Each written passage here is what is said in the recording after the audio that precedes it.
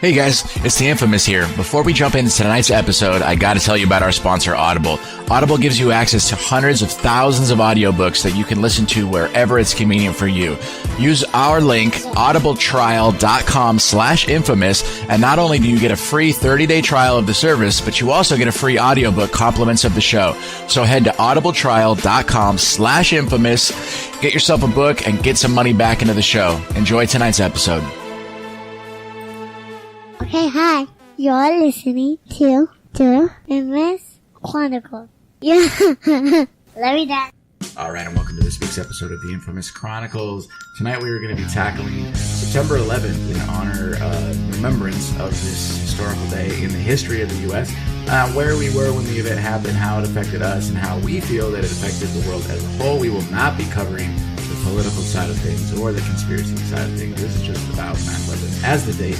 Your roster tonight is going to be myself, Junky, Natalie, Lou, and PSac. This is the Infamous Chronicles. Here we go. Turn down for what? Do you even know what's going on? This is the Infamous Chronicles. The Infamous Chronicles. Featuring the infamous Aggie Rocks. Casey Moran, The Jester. Natalie Sky, Chevy. Junky, And Gina. Wait, what are we doing? Pardon my French, but you're an asshole. the Infamous Chronicles starts right now. All right, and welcome to tonight's episode. Let me introduce you to your roster. Tonight we have Junky. What up? PSac. Wait, your name's Junky? I mean, or Sean. We call him both. Sean, the action figure junkie. Yeah, it's 50. PSac. So Lou's been on the show a couple times. She's our social media manager. You guys have seen all of her work behind the scenes, but she is now officially part of the rotation and the roster. She's a full-fledged member of the team. So welcome. Yay. And of course, we have returning Miss Natalie Sky. Yo. No sound baths tonight. We haven't even talked about your sound baths on air. It's okay. It's not even we haven't even covered it yet. We're just digging it. What's the website? Or the I social don't have a media? website yet, but it's Ananda Sound Healing. Got you. Check it out for real. We'll do a full episode on it. Place later- a full later plug down in the road. there. We'll get a full plug I'm for not sure. worried about it. Yeah, because it's life changing. Sean saw ghosts. I did. Well, Legit. I felt them. I felt one. Yeah, Oh, for sure. It was there. for absolute. It was all good, though. Augie Rocks' mom felt ghosts. Really? Linda saw a spirit as well. A manifestation, if you will. I saw the 4 horsemen of the apocalypse on the ceiling. So shit, right? Yeah. So Natalie has this trippy light that PSac and I both saw green horses in, or blue horses against green smoke. Yeah. 4 of them? Yeah, they were just nonstop. It was just like you looked up and it's like, there it is again. Oh. Horses. Oh. And every time I close my, well, admittedly too, we were all a couple sheets to the wind. High as a motherfucker. Yeah, that's the best way to describe it. So, all right. So tonight so we recorded on Monday nights. You're hearing this on Tuesday. Monday night when we recorded this, it is September 11th, 2017. So a lot has happened. Tower 1, the reconstructed tower is almost complete. So what we're going to be talking about tonight is where we were and how we remember finding out about September 11th, how it immediately affected us, and how it affected your life since then. Whether it be airport security or the way you look at different races or the way that you are as a person. Totally open. Just kind of your experience on it. And first and foremost, we just want to say that we're not going to be covering any of the conspiracy side on that tonight. We've covered it in the past. I'm sure we'll cover it again in the future, but tonight's about the event itself in honor and remembrance of the victims, the heroes that contributed, and whatever happened behind the scenes. We're covering the lives that were lost and saved in that event tonight. So, ladies first, let's start with you, Natalie. We're all going to kind of date ourselves here a little bit and reveal our ages a little bit here, but where were you on September 11th, and what was the first thing you could think of when you found out? Well, I remember September 11th, my dad, who was at the time a battalion chief for the city of Santa Clara Fire Department, he was out of town fighting a fire in the Sierra Nevadas. And my mom woke me up and said there's been a terrorist attack. And I was a sophomore in high school. So she woke me up at about 6:30. And I remember seeing that on the news and just being overwhelmed with fear, seeing a loss of control, and also having like the man of the household not around, gone serving our state, putting out a fire. It was a lot. Yeah. Yeah. School was very somber that day. I remember not seeing any planes in the sky. I mean, I was late to school. We didn't go. I think my mom brought me just because everybody else was going there, because it was a community, to be with each other. But it was intense. Absolutely. Yeah. Like I will never forget that. Yeah. Of course. Lou, what about you? Where were you, and what do you remember most intensely? I was just waking up for work, and the alarm went off. And the coverage was on the news, and it took a minute for it to register. Like, I wasn't quite sure what they were talking about. And like Natalie just said, that entire day, it was just a very somber day. Just very quiet. Almost like when we have like earthquakes, that's real quiet and calm. You don't hear anything, no sound. Just very somber, just different. Where were you when you found out? Do you remember? Yeah, I was just rolling out of bed in my very first apartment in Saugus. I was living in Saugus. My first move to Santa Clarita. You moved out when you were 16, huh? Yeah. Yeah. All right. What about you, P? Where were you when you found out, and what was like your most impactful memory of the discovery? I don't even remember where I was when I found out. Stoner. You were high. I was probably for sure. Another dimension or something. Yeah. But, no, I know my family. We were all on high alert afterwards. I don't remember where I was. We have family out in New York, so the fam kind of gets their little group text, and everybody shits, oh fuck. And so that's all I really remember. And from there, once everybody kind of got the bird's word that everyone was good, it was more about the devastation and what was on the news and all the crazy that was going on. Mm-hmm. Wow. Junky? Oh, so I remember that day very vividly. I actually got fired On September 11th? Okay, check it out. It was a disaster. Oh my gosh. They blamed me. Oh man. So check it out. I was working at a restaurant in the Calabasas, California area. And that's where Kim Kardashian lives. Don't mention it. For you non-Californianers. Yeah.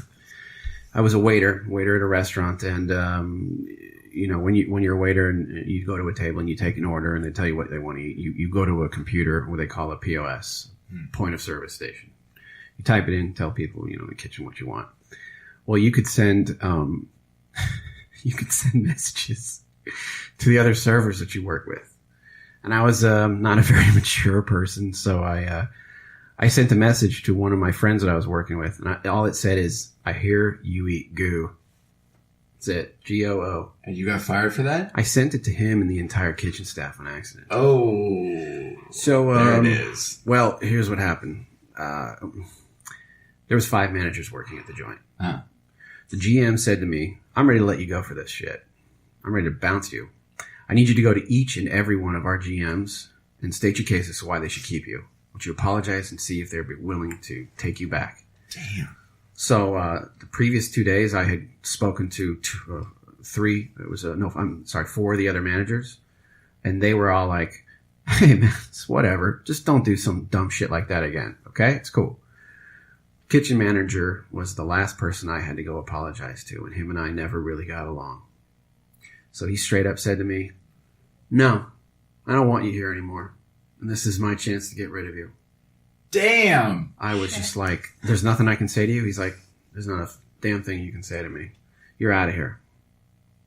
So I was fired that morning. I went home to, I was living with my girlfriend at the time, who's now my wife. Went home trying to think about how I'm going to tell her that I lost my job, and I just sit on the couch and flip on the TV, and every channel has I can still see it so vividly in my head. As I turned on the television, there was a still camera focused on one tower that is burning horribly. The plane had already hit by the time I turned on the television. before I could even listen to the reporters to understand what the hell's going on, I saw the next plane hit. I literally turned on the television 2 minutes before the second plane hit the other tower. And I remember just feeling cold. Like, even talking about it makes me feel cold. Because I knew instantly I'm smart enough to figure out this is not an accident. Mm-hmm. And we are in big friggin' trouble. Mm-hmm. This is a bad day. Sorry. I'll never forget. There, sorry. Yeah, so I will never forget. And then, just shit hits the fan. Everybody's calling everybody. I'm calling my wife. It's completely secondary, the fact that I got fired. I mean, we discussed that later, and it wasn't really that big a deal. But lucky you. Yeah, well, it was the first of a few jobs I lost. They got more and more severe as you're like, hey, I got fired, but September 11th, right? Yeah. I wasn't an airplane that hit a tower, so it could have been worse. But yeah, I'll never forget that day. I graduated that year in June, so I was home in September, balls early in the morning. And like you said, I remember the image of the one tower, and then because that nobody had captured that. Yeah, nobody was filming it. Why would you? But then the whole world saw whatever hit the second tower hit it, and all those people just like instantly it was. So for me personally, like one of the things that I have seen since, because I served in the military post 9/11, so there was an overwhelming sense of unity as far as the country as a whole. Yeah. Which was good's not the right word, but you understand the sentiment I'm trying to relay. Good under the circumstances, I guess would be the best way to describe it. And I remember like when if I were to go to Iraq now, I'd be like, for fucking what? What's the point? It wasn't about oil, and you didn't have George W. Bush. You didn't have any of these things back then. Right. And so when I joined in 2004, it was like, yeah, fuck them. And that was the mission, that everybody was on the same train of thought. Like, okay, we're going to retaliate for like World War II post Pearl Harbor, same concept. So everyone was volunteering. Like now, no one's volunteering. But, at the time everyone's volunteering, there's a waiting list to get in. And so for me, that was really a rewarding experience, because as we're all going through this, going through basic sucks, and getting deployed sucks. But when you're going through with a group of people that are at the same, like, I'm going to get this fucking guy. Everyone wanted to be the guy to get him. And I'll never forget that. And it was like every day you went out, you're like, I want to be the fucking guy.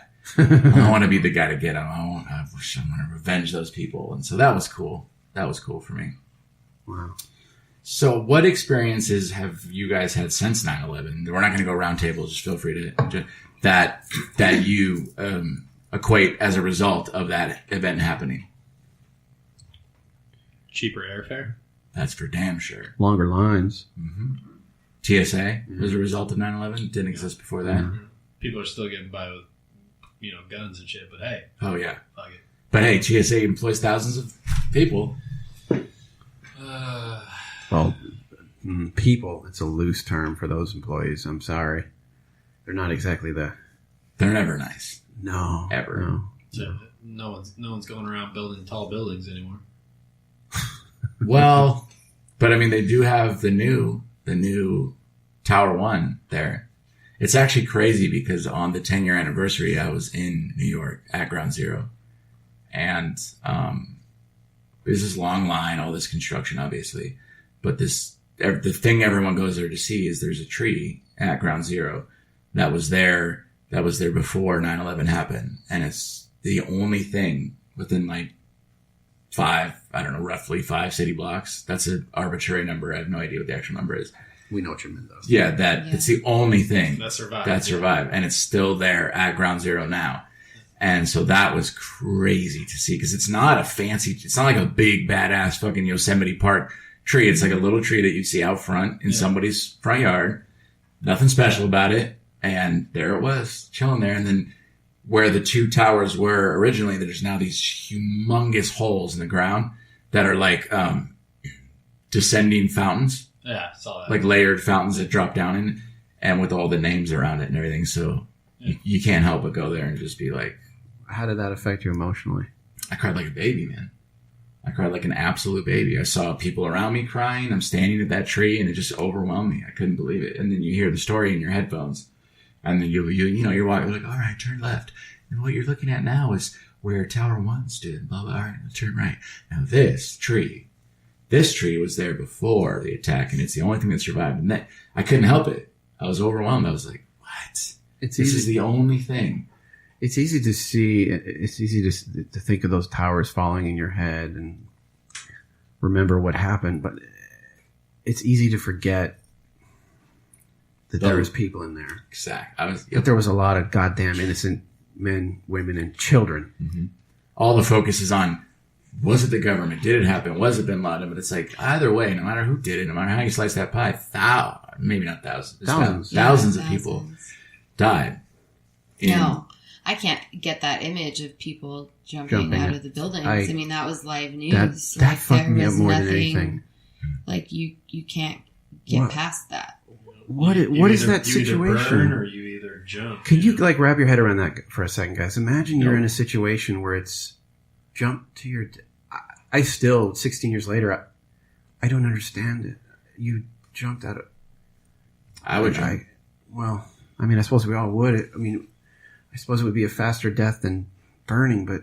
I would MacGyver that shit, but hey, I mean, I feel the same way. Use your belt to somehow get you scale down the... I would scale down the building like a badass. Right. Of course. Yeah. But would you make it to the bottom before it collapsed? I was like, I need some fishing line, some twine, and your bra. And a safety pin. I will make a parachute. No, I would probably die too, but I would die looking like a MacGyver. What did it feel like to jump out those windows? Because it's such a tall building. It's not like... it didn't feel like anything. They blacked out. That's what happens, right? The heat, they're probably smoked out from and the oxygen. That's what happens, right? From a fall that high, you faint. Your adrenaline. You're in another place. The chemicals that are being released into your body just from that initial shock, or you're not you. You probably were in shock before you jumped. Yeah, without a doubt. Well, shit. I mean, you watch a big ass plane come at you, you get shit your pants. I mean, right there alone, and then trying to deal with the aftermath. Fuck. And then you have like the whole, like, this is operating under the dialogue in the context that there were planes. Whatever you believe individually, that's your thing. Pterodactyls. But let's, for the sake of this conversation, the people that were in the planes and they're making phone calls to loved ones because they are on a one-way track. It's like, I don't know what would be worse, to be in the buildings or to be in the planes. The planes, I think, because you know it's coming. I can't listen to those without crying like a baby. I can't even hear them because I just the thought of knowing that you're never going to see your family again. Yeah, it's crazy. For the people that even just lived around there, they were seeing that, waking up to seeing Tower 1 on fire and then recording it and, watching Tower 2 get hit and being like, what do we even do? Yeah. What do you do? It's just crazy. And there was this documentary made. I can't remember the name of it, but the entire documentary was 90 minutes of camera footage, non-news camera feeds. So like cell phones, gas station, ATMs from the impact of Tower 1 all the way till the fall of Tower 2. And like the craziest parts were like blocks away. Hundreds of people are running through the street like it's a Godzilla movie with just clouds billowing through 15-story buildings all the way to the top. People are in the top of the building videotaping down, and the dust still goes through their camera and all the way through. And it's just like another state saw the smoke from that. I get it that they're across the bay from each other, but when you have a disaster that another state can see, that's crazy. And then it's like, Pearl Harbor was this thing that rallied us into World War II. Right. And I'm sure in hindsight, Japan probably wishes they never did that. But when you look at September 11th, it was like, we didn't even, like when Pearl Harbor happened, the world was already at war. We just weren't. Right. When September 11th happened, we were in a state of peace. It was completely unprovoked.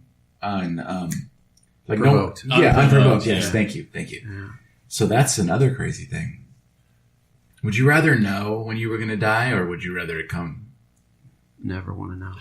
Isn't that the ultimate question? Yeah. Mm-hmm. You can't change What is life? Well, that's like, think about all those emergency responders. Like, they know when they got there, they weren't coming out. They knew and they went anyway. The people that run towards it as opposed to run away from it. Mm-hmm. There were firefighters and first responders that got on that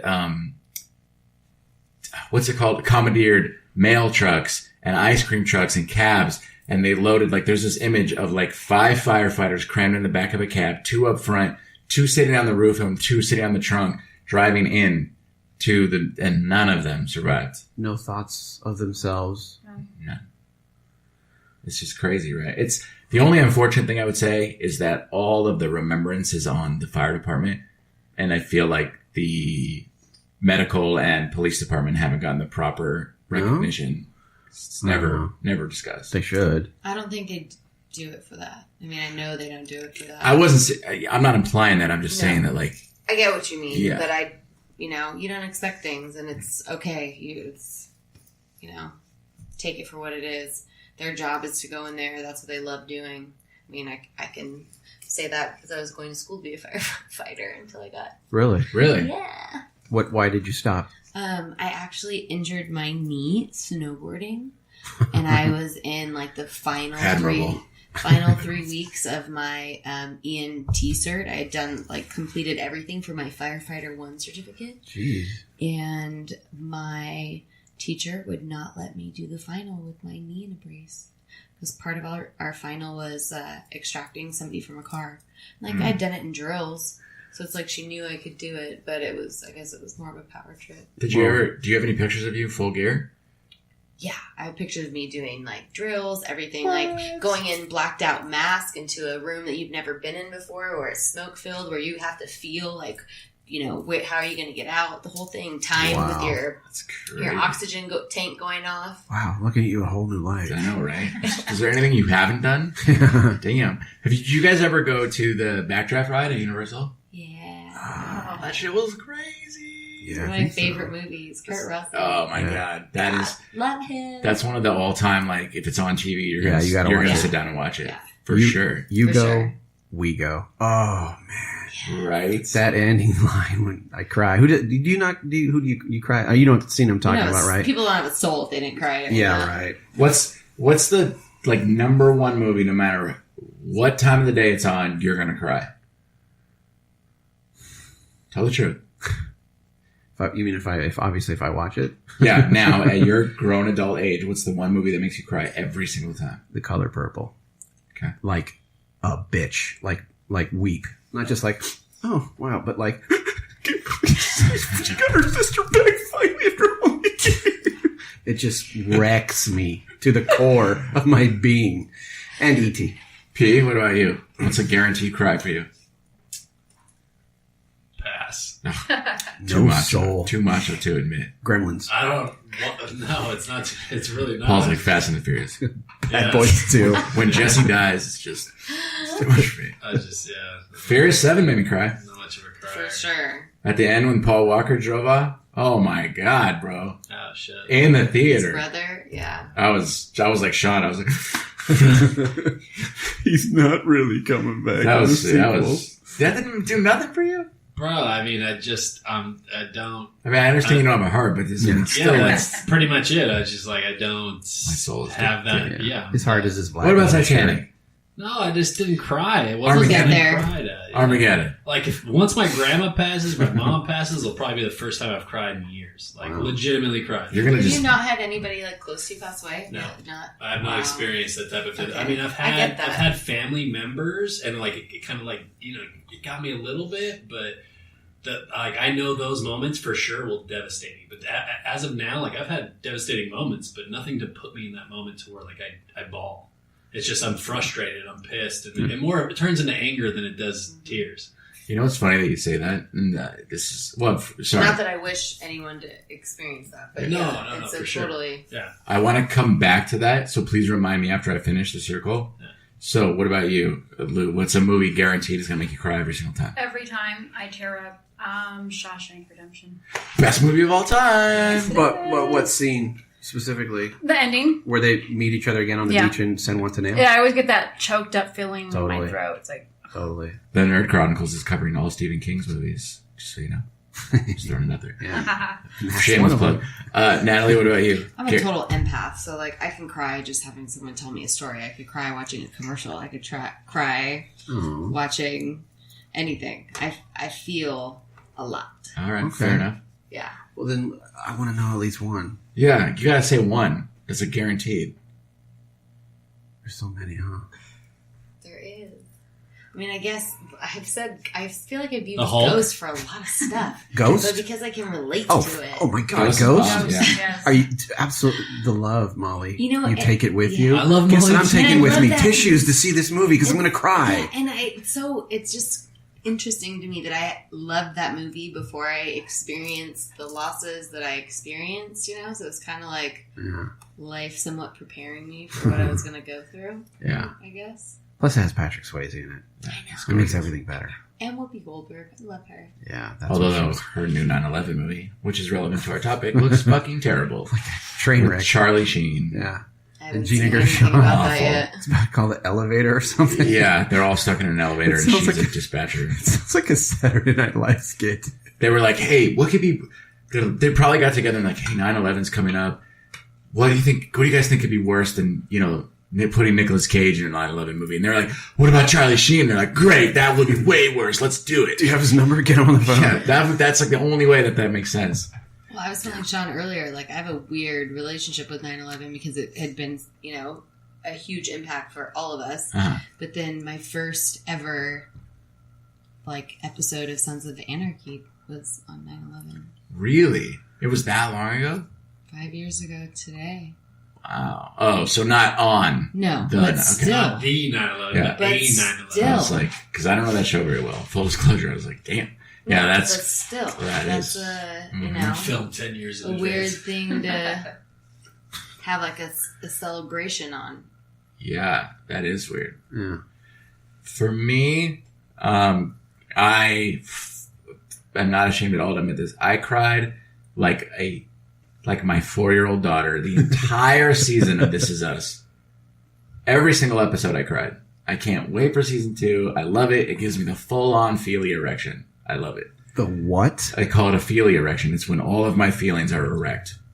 So you're crying with a boner, is what you're saying. Like an emotional boner. So you're crying with a boner. Legitimately, honestly, no exaggeration, that movie made me want to be a better husband and father. PSac. Or that show made me want to be a better father. He jerks off to it and uses his tears as a lube. Let's be honest. Dude, all I'm picturing, which is a strange No, I see it picture. this way. P's going to watch the first episode. He's like, oh, well, Jay says it's good. He puts it on. No way. And he's going to text me. He'd be like, Fuck this shit. it's fucking bullshit. Show's all about a bunch of bullshit. Fucking adopted kids. This is all crap. Mandy Moore, she can't act. How do you get a boner to this? Yeah, exactly. You said I was going to get an erection. Yeah. No. That's not what I meant. And then as far as movies go, I'm a lot like you. Admittedly, I cry frequently. I cried like a fucking baby in Remember the Titans. Oh my God. Forrest Gump. Forrest Gump. Yes. Basically, When he's oh my God. when he's at her gravesite and he tells her he misses her. Speaking of Steven Spielberg or Stephen King, fucking Green Mile. Oh, my yeah. God. the Green Mile. P's trying to remember if he cried. I could see it. I'm trying to see. Dude, Of Mice and Men. Another great one. Yep. Yeah, I cry frequently. So going back to your point. Patch Adams. Oh, you're so right. Patch Adams, that one got me. Robin Williams has done 3 for me. Patch Adams, What Dreams May Come. That's what dreams may come, not what dreams may come. Just to be clear. That one was very And Good Will Hunting. Oh, hell yeah. When Robin Williams tells the story about his when wife. Yes. Yep. Oh, I cry when he says that little smart remark and he puts him in a headlock and he says, don't ever disrespect her. I'll fucking break you. Yep. Yeah, that scene, right? Or the scene when he's at the park and he's trying to tell Matt Damon, and he's like, you tell me you know about love because you read it in the book. Yes. Oh my Yes. God. The speech that basically earned him the Academy Award. Oh, yeah. fucking Well Jesus deserved. Christ.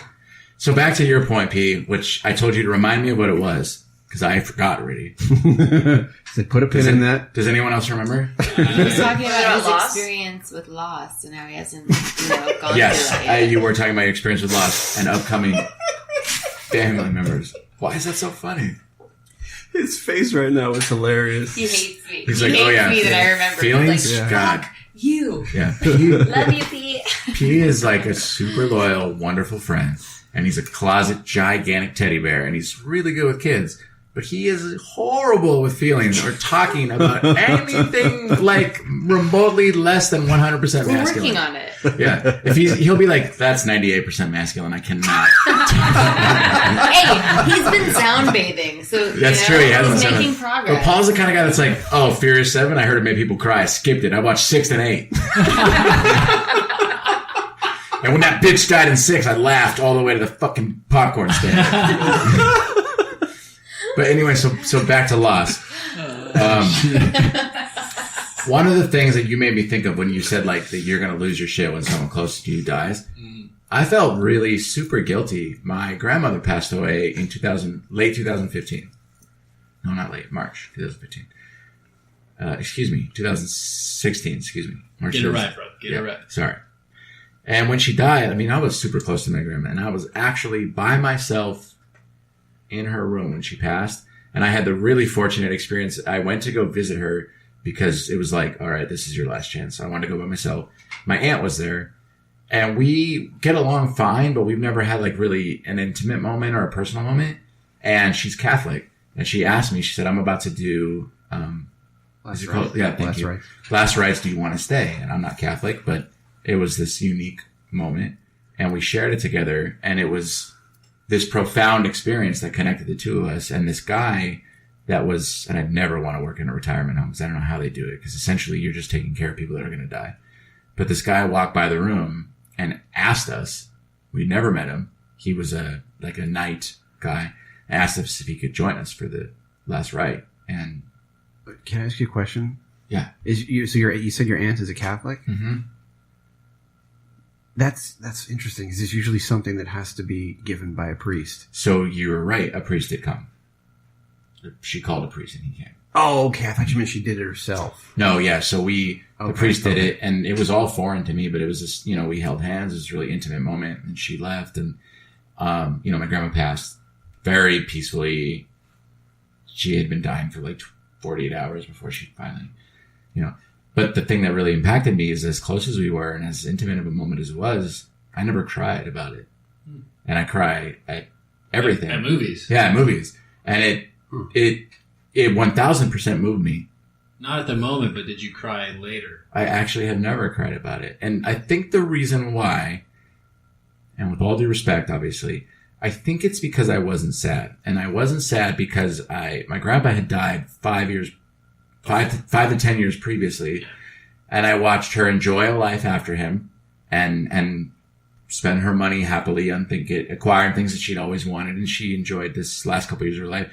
But then it went on for like 2, 3, 4 more years. And it was like every year I was like, all right, make sure you're at Christmas because it's her last Christmas. And she was ready. She was wanting to go. We took her to dinner and she's like, she was ready to pass. Yeah, I'm ready to punch this ticket and get the hell out of here. Okay. So I think for me, I had accepted it a long time before, but I remember like I spoke at the funeral and I felt really guilty because I didn't cry. And you didn't feel that golf ball in your throat. And people were looking at me for it because I had the unique, we lived like a block from my grandma, so she actually babysat me. I was one of the only couple that she babysat.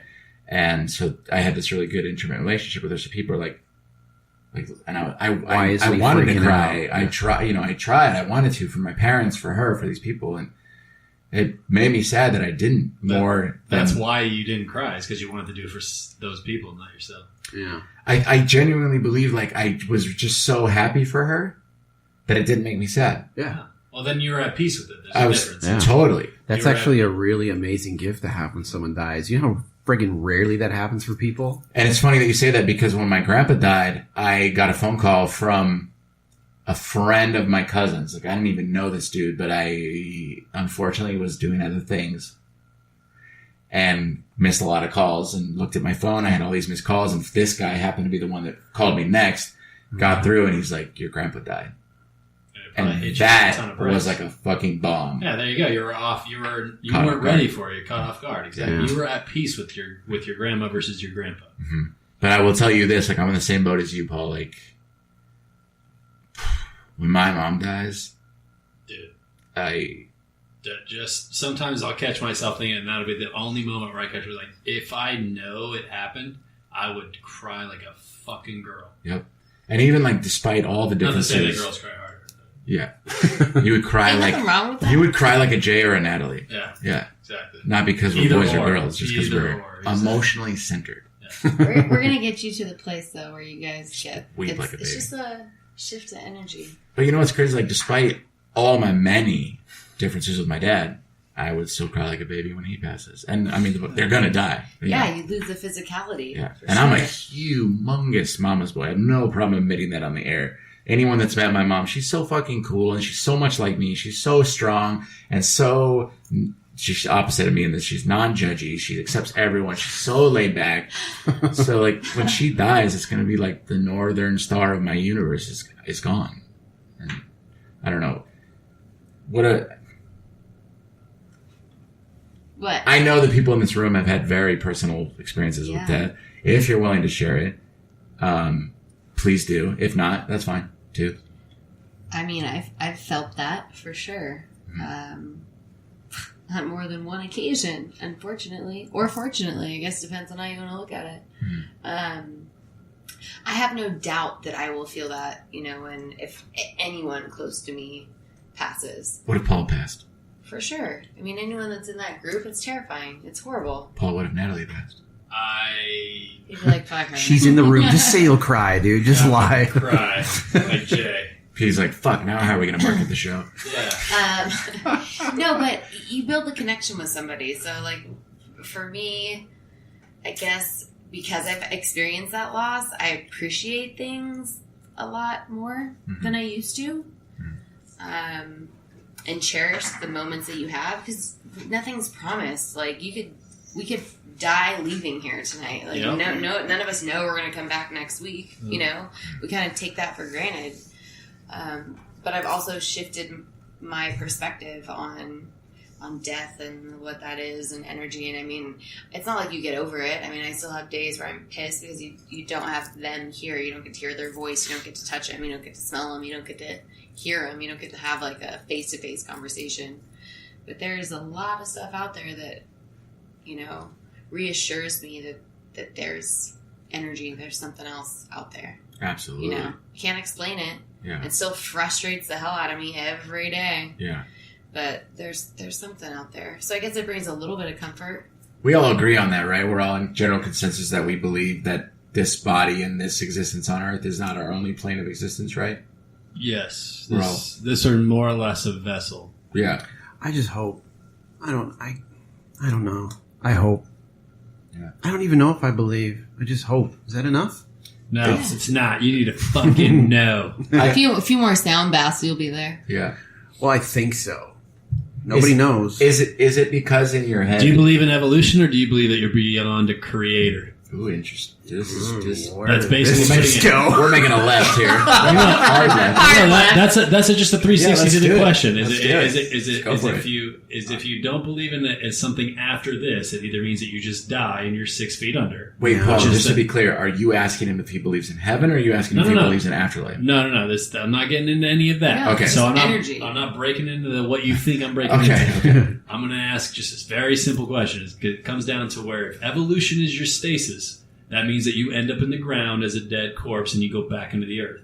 Okay. Nothing else happens. Right. If evolution Which is fine if anyone believes that. Absolutely. Totally. If evolution is not your stasis, then that would mean that you believe that you are beyond this world and your body, and whatever would be left of your body would beyond this vessel would go somewhere else entirely. Not heaven, not hell, not whatever, just somewhere else. Yes. I think so. Okay, so then he does so. believe in what you're saying. Yeah. What about you, Lou? You've been awfully quiet on this episode. I know we're touching on some personal things, but what are your thoughts on this? Where with the soul and the whole experience? They go somewhere. But what you were asking earlier about death, I think that having the loss that I had, although don't get me wrong, I absolutely love my mom. I don't think that I would take it as hard as I did the loss of my child. Of course. So, I mean, it sounds cold. No, not at all. Yeah. But No. it'd be I completely think any parent. Yeah, I'm relate sure to she that would expect you to completely. say that. And That is the hardest. Yeah. I wouldn't even take the loss of Yeah. my wife that hard. I could combine all the people in my life that I could say I've hated the fucking most and squish them all into one person, and I still wouldn't wish that on them. Ever. Daniel coming back from death. That's what Biggie said about Pac. I didn't wish nobody about There ain't no coming back. Yeah. There is a coming back. But you know what's interesting about death is that Unless you have a Lazarus pit. death is such an interesting concept because for all recorded history, there's no answer to it. It's really, truly the only existing 1000% non-provable theory because you can only prove it once you're no longer here to prove it. And yet it's the number one thing that the most people have lost their lives for. The majority of wars up until essentially the last 100 years were fought for religious causes or gods or afterlife or, and then it kind of transitioned into land and ownership and power. But for thousands and thousands of years, people fought for their God and their afterlife and their belief of what the spirit is and the soul is. And it's like, it would really suck if all those lives were lost for nothing. I'm like Sean. I hope that it's not. I believe that it's not, but it very well could be, and very well cannot be.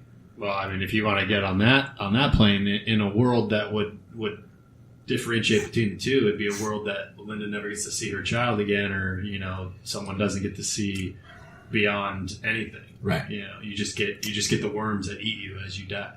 I personally, as I've shared like with you guys and on the air, like I personally have experienced afterlife in this house that we're recording at right now. And just for me personally, I refuse to believe that we exist to purely serve this body. Like, it just doesn't make sense to me. And that's not to say there's a heaven or a hell. I really don't know where I stand on God anymore, and I really don't know where I stand on heaven and hell, so I don't want to comment on it. But I do know that I'm unwilling to accept that this is the purpose, is to just live this 70, 80 years of my life and then, I 100% agree with that. Yeah, essentially. I agree with the afterlife. I've had personal experience as well. And a miserable 60, 80 years. Like, we're not supposed to be stuck in this rat race that we're doing right now. Like, that's not what this experience is about. Isn't that crazy, Natalie? I love that you said that because that's... I would wager to say that 99% of all first world citizens wake up to go to work, to live their overindulged, to supplement their overindulged income or expenses. We all live beyond our means. Every single person alive in some way or another, somewhere inside of their subconscious has the keeping up the Joneses mentality. It's impossible to get rid of. I don't care if you say you don't care about what people think about the way you look or act. Everyone does in some way, shape, or another. And if you could just remove that from the brain altogether, like if it's a thought that didn't occur to humans, that would be a totally different life. Because now we live to work. From 16 to arthritis. You live to work.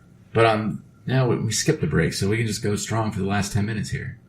So we covered 9/11. We talked a little bit about afterlife and life. What about now? Like today, 2017 on 9/11? Like with the hurricanes and all this other, like there's been some crazy stuff happening. The world's ending. Great transition. No way. Look at how that was like the biggest storm ever, and then it went down to a tropical storm. Completely missed Miami. Yeah. But it did destroy the Caribbean and destroyed Puerto Rico and destroyed all these third world. Yeah. That's because Richard Branson was too rich, so the world was like, all right, we're going to set you back a mansion or two. Yeah. Poor guy. You know what else is funny too? And I swear we wouldn't talk politics with 9/11, but on this, I'm going to keep it surface level. Despite how anyone feels about Donald Trump, I'm not going to say how I feel. Dude, make America great again, bro. The guy, despite his many flaws, I don't think anyone here is a Trump supporter, but the facts are, the guy donated $1 million cash and had the fastest response time in the history of FEMA to a natural disaster.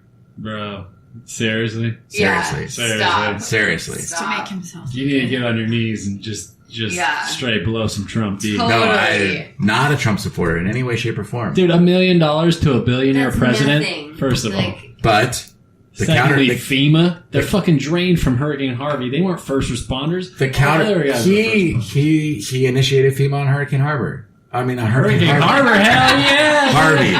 That sounds more like Trump. Harvey. And when you talk about $1 million to him, $1 billion president, the fucking Rock went on social media and talked about how he donated $25,000 He's just a multimillionaire. He's not a billionaire. He's not a multimillionaire. He's not a billionaire. Do you know what he made in Look how 2000? many other people donated, though. It's not about the amount. It's like what you're doing behind it. Like Trump was trying to... Bro, a billionaire president versus a everybody. multimillionaire actor? It's I'm not sorry. Even... He was more concerned that his house was safe and that his property didn't get fucked up so he could go golf next it's not a week. house. It is a compound.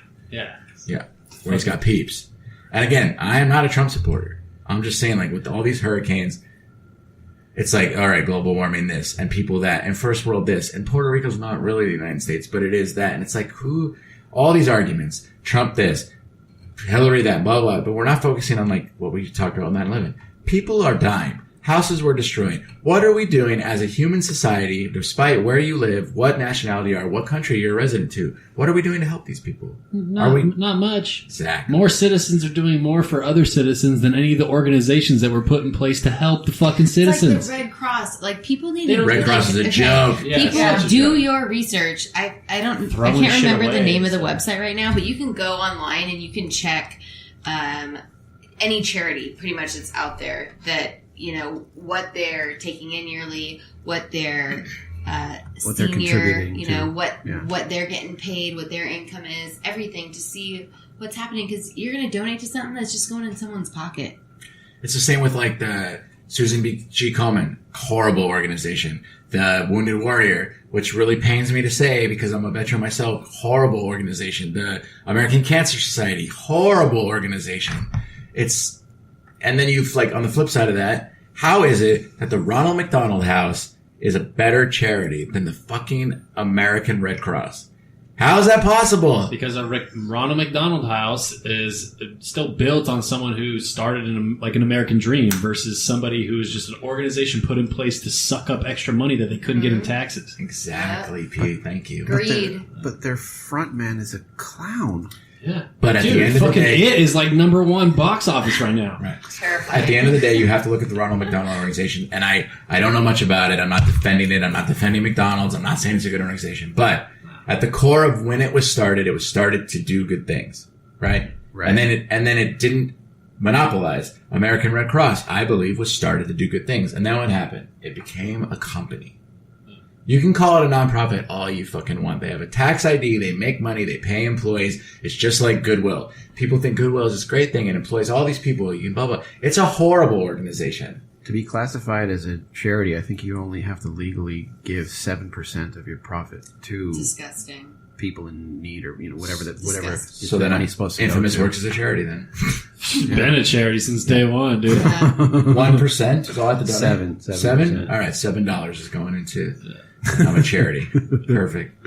Yeah, the unfortunate thing is, too, and not to really get a conspiracy of it, is that they say that the Red Cross is built on the fact that when you look at, like, the old, like, Knights Templar, the Red Cross, and how it's, you know, created and what it was for, that leads into a lot of those conspiracy theories to think that that money's used for other things, not used to help the citizens. I remember when I was in Afghanistan, so this guy that I'm not going to say his name on air, he got a letter that his mother and baby mama were killed in a car accident together with his child in her stomach. They were all killed. And what's supposed to happen when you get a letter like this on deployment throughout the history of human civilization of the United States is the American Red Cross pays. They're the one that summon you and they say, hey, we need Private PSac back from his deployment. He has a message. And then they relay the message to you. You come home, you attend the service, you go back, right? Well, what happened, is that they basically told people that we're going to notify, but we can no longer afford the transportation. They beelined it. They just streamlined the process. They're like, you know, we're going to save all this money. We're going to fuck this whole charade of making it peaceful. And we're going to hit them with a letter while they're on deployment. And we're going to make them hate life. So they're going to go back out there and fight this war for us. Yep. So they're like, hey, Junky, your mom died. Have a good fight. See you later. Yeah, Peace. strap up. Yeah, good luck getting home. Ha ha ha. Joke's on you. Yeah. It's just, it's not cool. Here's your rations. Strap up. Oh, good. Thanks. This will be a good day. Yeah. So on that note, we covered a lot tonight. Can I say one thing? Lou has something to add. You can talk. Well, go back to 9/11. You're talking about how many lives were lost. 2,977 total. over either a horrible terrorist attack or whatever else you choose to believe. Either way, over nothing. Over absolutely nothing. An ideology. Ideology. You're there. Yeah. It's just like if you go back to all of history, the Jews in Africa that were slaves for 4,000 years, and then the Jews in fucking Germany. It's just like for the entire history of Native Americans when we landed here. There's always been awful things that humans have done to other people. It's terrible. There's no excuse for it. And we're going to continue killing each other forever. It's never going to stop. Did you hear about Christopher Columbus Day? Are they canceling Yes. it? They're changing the name. Because he's a fraud. He didn't even Absolutely a discover fraud. America. No. He guy's a buster, dude. Yeah. Dude, in 1942, Columbus No. sailed the ocean blue. 1492. Or whatever. Yeah. He did sail the ocean blue, but he didn't discover shit, and he slaughtered an indigenous people. Subjugated them to slavery and disease and raped and It's murder. crazy. We're on Like, a tipping point. yeah, for everything that we're taught, there's a whole other side of it. So like, again, I'm not saying I side with this, but the argument against American slavery against African Americans, right? How long did that happen for? 100, 200 years tops? Right? 400 years. All right, let's say it's 400 years, okay? The Africans enslaved Jewish people for over 4,000 years. Dude. You're talking about Egypt. In Egypt. Mm-hmm. But when you talk to most people and you're like, hey, did you know that Africans enslaved Jews? And they're like, where? Oh, in Africa. Where? Where do you think Egypt is? In the Middle East? No, it's in Africa. I know. You say Africans enslaved Jews, and a lot of people are going to get this picture in their head of like, I didn't say African Americans enslaved Jews. I said Africans. No, bro. Africans enslaved Jews, and then the Jews enslaved the Africans. I'm lost. It was but it was African Jews. I mean, they were people who looked like them. They just had a different belief system. They weren't like, they weren't like Maori from, from the camps. But the point that I'm trying to make is that everything that you think you know, there's another side to every story you've ever been told. Ever. Sure. And there's a people that have suffered more than than the people you're defending. It's just like, either get on the human rights side of it or shut the fuck up. Yeah. Don't get on the race side of it. Don't get on the people side of it. Don't get on the gender side of it. Don't get on the fucking sexuality side of it. Get on either the human side of it or shut your mouth. Yeah. Because for sure. It's like, it comes down to where they say, what it's like the best political stance for all of us. It's like, what's your hometown, Earth? What's your political status, human? Oh shit! Excuse me, sorry. We don't have a sneeze button. What's your religion? Love? Yes. It's like very simple. It brings us down to just the nature of being. It's like profound. Yeah. If you strip all the bullshit, then you come to just the general consensus that we are all on the same fucking boat. Right.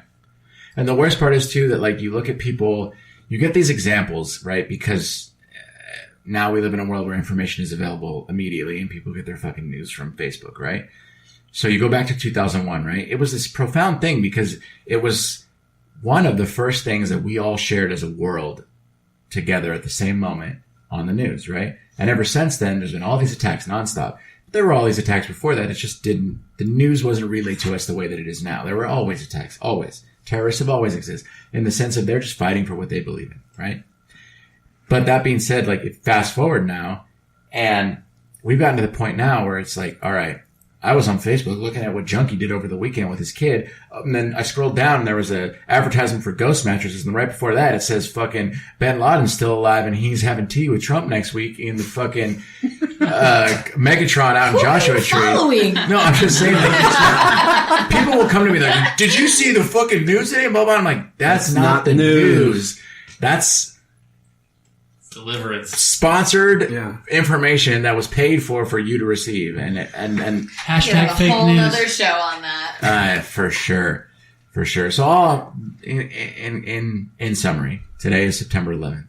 Today is a day that impacted the human civilization on this planet severely, and no matter what you believe, and no matter what your stance is on that or anything that has occurred as past that, the bottom line is that how many 2,977 people died for no reason. That happened. Nothing we can do will change that. And you can either choose to be a part of the resolution or a part of the problem. So every day that you wake up, be conscious of the choice that you're making as a person on this planet and choose to either serve humanity or serve yourself. Be nice, fuckers. Or your bosses who tell you what to do all the time. Serve them too. Fuck PSac, boss. All right. On that note, thank you so much for listening. We have a new show premiering, a new Infamous Works show that's kind of a redo, if you will. We had a nerd show in the past, Taco Truck of Destiny.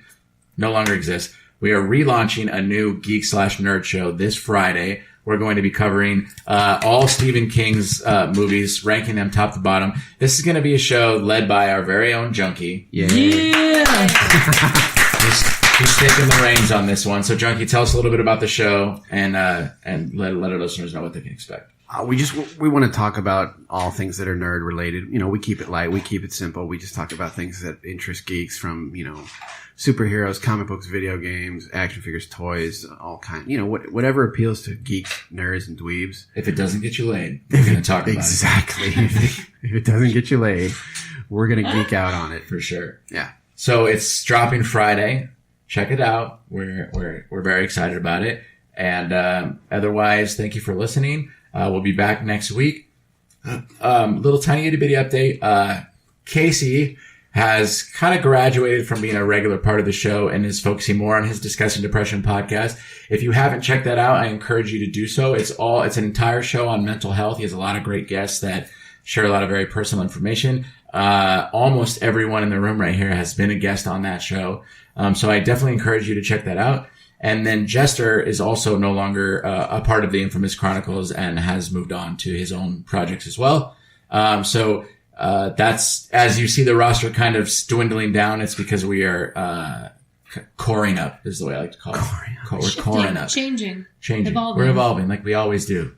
Culling the herd. Yeah. And if you want P to continue to be on the show, apparently you either need to donate a laptop or he has no choice, or go on social media and continue to. Otherwise, but honestly, we're just going to send Natalie to your house and have her tie you up.